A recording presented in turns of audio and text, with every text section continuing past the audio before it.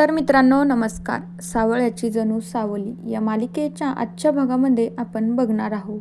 इकडं अमृता आणि राजकुमार त्यांच्या रूममध्ये असतात. तर त्यावेळी अमृता राजकुमारला म्हणू लागते, अहो बघा ना, आपल्या बाळाचे पायगुण किती चांगले. जेव्हापासून त्याची येण्याची आपल्याला चाहूल लागली आहे ना, तेव्हापासून घरात बघा ना किती चांगल्या गोष्टी घडत आहेत. आता तर चक्क आईने ताराला माफ करून तिची माफीसुद्धा मागितली आहे. आता त्यावेळी राजकुमार म्हणू लागतो, ते तर गोष्ट मला पचत नाही आहे ना. तर अमृता म्हणू लागते, का हो तुम्ही असं काय बोलताय? चांगलं तर झालं ना, आता लवकरच आपलं घर पूर्वीसारखं होईल, सगळेजण एकत्र येतील.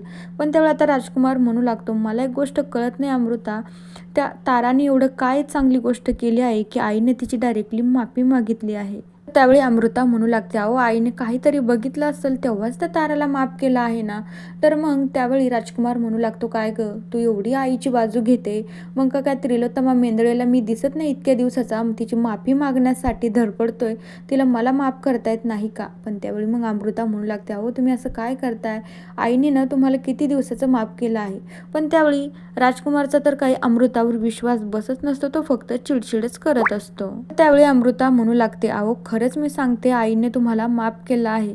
तर त्यावेळी राजकुमार म्हणू लागते, हो मी आता तुझी गोष्ट ऐकतो, आईने जरा मला माफ केलं असेल ना, तर आई उद्या सकाळी सगळ्यांच्या देखत माझी माफी मागेल.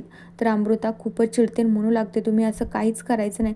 तुम्हाला अशी कशी अपेक्षा ठेवू शकता? ती तुमची आई आहे ना, ती आईनं सगळ्यांना माफ करते आणि तिच्याकडून तुम्ही माफीची अपेक्षा करताय. तर त्यावेळी आता राजकुमार ऐकत नसतो, तर डायरेक्टली अमृता म्हणू लागते, तुम्हाला ना आपल्या बाळाची शपथ आहे, तुम्ही आता काही करायचं नाही. तर त्यावेळी राजकुमार हो म्हणतो. दुसरीकडे सावली जगन्नाथला भेटायला गेलेली असती. तर सावली जगन्नाथजीला म्हणू लागते, अशी काहीतरी आईंची म्हणजे त्रिलोत्तमा मॅडमची गोष्ट ना भैरवीजीकडे आहे, तेव्हाच त्या तिला ना एवढं ब्लॅकमेल करत आहे. पण आता त्यावेळी लगेच सावली म्हणू लागते, पण जगन्नाथजी आपण मात्र ती गोष्ट शोधून कशी काढायची मला हे कळतच नाहीये. तर त्यावेळी आता जगन्नाथ म्हणू लागतो, सावली बाळा, मला जर कळालं असतं तर मी तुला लगेच सांगितलं नसतं का? मी कशाला इतकी वेळ वाट बघितली असती. पण त्यावेळी सावली म्हणू लागते, पण नक्कीच काही ना काहीतरी मोठा प्रॉब्लेम दिसते, कारण की भैरवीजी याच्या अगोदर ना असं कधीच वागलं नाही आणि आई तर डायरेक्टली 100% बदलूनच गेल्या आहेत. तर सावली हे सगळं जगन्नाथला विचारू लागते. जगन्नाथला सावली म्हणत असते, त्या डॉक्टरांचा काही पत्ता लागलाय का? तर जगन्नाथ म्हणू लागतो, मी माझी माणसं ना कामाला लावली आहे, लवकरच त्या डॉक्टरांबद्दलही आपल्याला सगळी माहिती मिळून जाईल.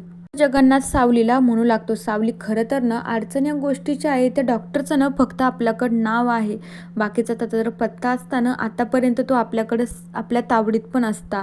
तर त्यावेळी आता जगन्नाथ म्हणू लागतो, नाही काय तर त्याचा नंबर तरी आपल्याला भेटायला पाहिजे. तर सावली म्हणू लागते, तुम्ही नका काळजी करू, त्यांचा नंबर शोधण्याचा ना मी पुरेपूर प्रयत्न करीन. तर जगन्नाथ हो म्हणतो. तर दुसरीकडे त्रिलोत्तमाच्या रूममध्ये भैरवी आलेली असती. ती सतत ताराबद्दलच बोलत असती. म्हणू लागती, अगं त्रिलोत्तमा, तू बोल ना तारासोबत, तिला सांग ना मला आई म्हणून हाक मार आणि ती मला माफ कर. पण तारा मात्र भैरवीला बोलतच नसते, ती तिचा चेहराही बघत नसते. तर भैरवीला मात्र हे सगळं त्रिलोत्तमाकडून करून घ्यायचं असतं, कारण की भैरवीनं त्रिलोत्तमाला चांगलंच ब्लॅकमेल केलेलं असतं. या दोघींचं बोलणं चालू असताना नेमकं मात्र तिथे चंद्रकांत पण असतो. तर चंद्रकांत म्हणू लागतो की भैरवीजी, तुमच्या मनातलं ना मी समजू शकतो. त्रिलोत्तमा बघ ना गं, तुला जर नसेल चालत ना तर मी ताराशी बोलू का? तर त्रिलोत्तमा त्यावेळी घाबरून जाते, म्हणू लागते, नाही हो असं कसं, मी बोलते पण थोड्या वेळाने, चालेल का? तर चंद्रकांत हो म्हणतो. तर भैरवी त्रिलोत्तमाकडे बघून खूप हसू लागते. मित्रांनो, बघूया उद्याच्या भागात काय होतंय. तोपर्यंत या मालिकेच्या पुढील भागांच्या अपडेट्ससाठी आपल्या चॅनलला सबस्क्राईब करा. So bye.